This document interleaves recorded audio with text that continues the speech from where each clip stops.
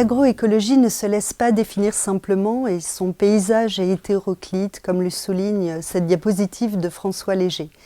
Pour traiter d'agroécologie, les enseignants et les formateurs ont besoin de se donner des repères, pour eux comme pour leurs apprenants, afin de les aider à accéder et comprendre les différents courants qui traversent les discours professionnels. La grille d'analyse ESR a été conçue au départ pour rendre compte de la transition de modèles conventionnels vers l'agriculture biologique afin d'envisager des voies possibles de conversion. Elle a ensuite beaucoup été utilisée pour décrire les modifications des pratiques agricoles en lien avec la réduction des produits phytopharmaceutiques, puis plus largement pour décrire les évolutions des systèmes agricoles en général. Cette grille distingue 3 niveaux que nous pouvons illustrer à partir de l'utilisation des produits phyto en se servant d'une diapositive que Michel Duru avait passée aux référents enseignés à produire autrement en 2014. La première voie est celle de l'efficience. Les changements à ce niveau visent à réduire la consommation et le gaspillage de ressources rares et coûteuses.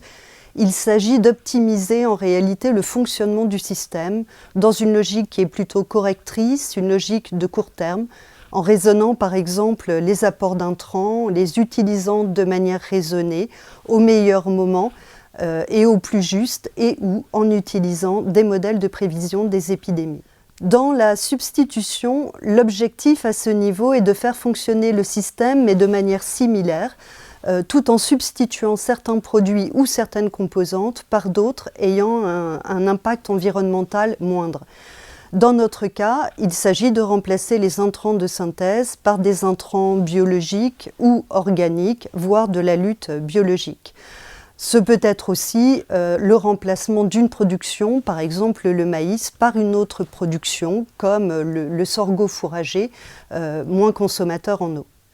Au niveau de la reconception, cette fois-ci, il ne s'agit plus de réduire ou de remplacer certains intrants, mais de transformer le système de telle manière que les problèmes n'apparaissent plus. Dans le cas qui est présenté par Michel Duru, il s'agit de favoriser l'agrobiodiversité pour rendre le système encore plus résilient. La reconception vise donc à prévenir et à résoudre à l'intérieur même du système les causes des problèmes. Cela peut donner lieu à un allongement des rotations, à un travail du sol qui soit différent, à la mise en place d'infrastructures agroécologiques ou à la mise en œuvre d'un pâturage tournant. Dans tous les cas, cette reconception suppose d'articuler plusieurs échelles, échelle spatiale, la parcelle, l'agroécosystème, le territoire, mais aussi échelle temporelle, de court, de moyen et de long terme, la reconception étant le plus souvent pluriannuelle. Il s'agit donc d'une redéfinition complète du système et d'une transformation importante et souvent complexe, plus longue à mettre en œuvre. En matière d'agroécologie, ces différents niveaux ne se valent pas. Dans l'efficience et la substitution, on est dans une logique qui reste curative, alors que dans la reconception, il s'agit de véritablement travailler avec les processus écologiques pour éviter que les problèmes n'apparaissent.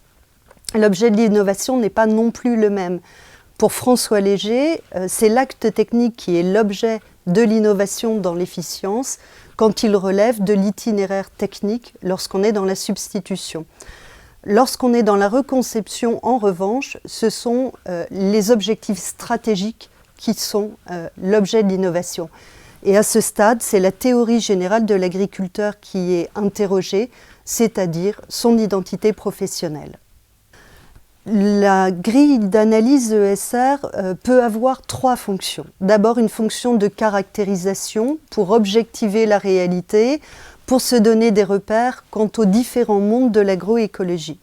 Une deuxième fonction qui est une fonction d'ouverture à d'autres possibles pour pouvoir imaginer, pour expérimenter et pour tester des solutions. À titre d'exemple, en situation d'enseignement-apprentissage, après avoir fait reconstruire par leurs élèves de Bac Pro cette grille ESR à partir de cas relevant de la production végétale, des enseignants leur ont demandé de la faire fonctionner pour imaginer des solutions au problème de la douve chez les moutons. Les élèves ont ainsi identifié différentes hypothèses. Dans le cadre de l'efficience, ils ont proposé de réaliser une analyse coprologique pour éviter de traiter toutes les bêtes. Pour la substitution, ils ont proposé d'utiliser de l'homéopathie ou de la phytothérapie en substitution des médicaments allopathiques. Et puis pour la reconception, ils ont cherché à repenser le système de manière à ce que les moutons soient moins infestés, en favorisant notamment du pâturage mixte pour limiter les infections, en allongeant la rotation de manière à ce que les parasites aient le temps d'être détruits, ou en changeant la période à laquelle les agnelles étaient mises au pré pour une autre période durant laquelle le risque était moins grand. La grille ESR n'est pas en tant que telle un instrument de la pratique, c'est en revanche un instrument qui sert à interpréter les pratiques et les choix, les situations observées ou les situations vécues. Il permet d'élargir le champ des possibles, de considérer, d'imaginer, de créer. Surtout, il oblige les apprenants à contraindre leur esprit et à ne pas en rester au mode de pensée habituel, aux pratiques qui leur viendraient spontanément à l'esprit ou qui relèveraient des habitudes. C'est donc un outil de développement potentiel de concepts, des concepts plus pragmatiques. Dans le cas de la gestion parasitaire, il oblige les élèves à passer de la notion de parasite à celle de leur cause, c'est-à-dire les conditions de leur développement.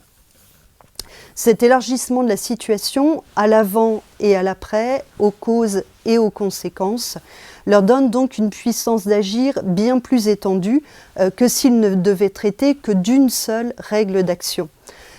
Dit autrement, pour une même fin qui est gérer les parasites, instrumenté par ESR, il s'ouvre à plusieurs buts, le gérer ou bien éviter qu'ils n'apparaissent, et à de multiples règles d'action. Ceci dit, si cette grille favorise les raisonnements, c'est à une condition, et cette condition est que la grille ne doit pas être uniquement utilisée comme outil classificatoire, mais bien plutôt comme un instrument permettant de raisonner des pratiques différentes pour un même problème.